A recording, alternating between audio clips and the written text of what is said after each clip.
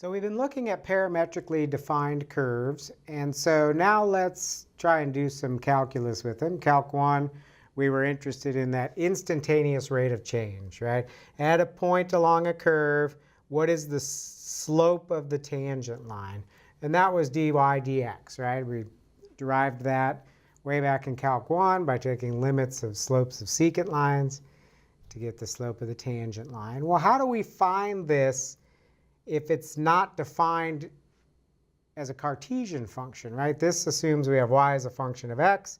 But now with parametrics, we have x and y independently defined in terms of our parameter t. So we need to figure out how to do this without converting. I don't want to try and convert our equation to Cartesian, then do the old Calc 1 thing. I'd like to be able to find our slope, or our dy dx, just from this. And so this is sort of a related rates situation, because we could take the derivative of this with respect to t, or we could take the derivative of that with respect to t. So I'm interested in somehow relating dy dx with dx dt and dy dt. And really, the chain rule is what will allow us to do this. So, for example, we could say from chain rule,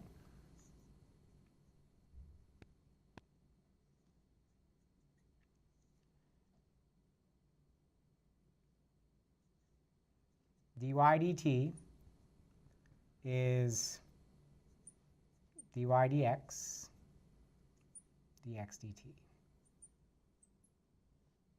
As a product of those derivatives. And what were we wanting? We were wanting dy dx. So now let's isolate this by dividing. So dy dx is dy dt over dx dt.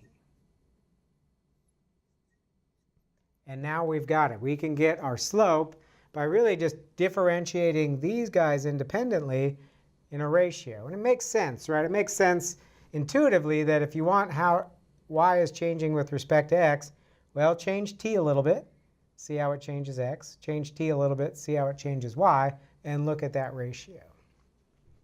So, for example, say we had our circle x equals cosine t, y equals sine t. Then the slope at any point along that circle, dy dx,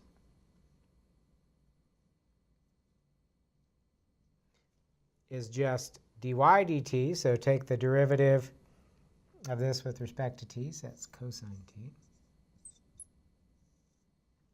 And dx dt, derivative of cosine is negative sine. So we could simplify that to negative cotangent t.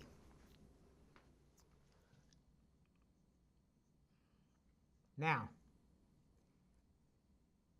I will do my best to stick with Leibniz notation here. Notice how prime notation could get a little vague, right? Because now we have other variables, right? If I say y prime, do I mean this or do I mean this? Y with respect to x or y with respect to t?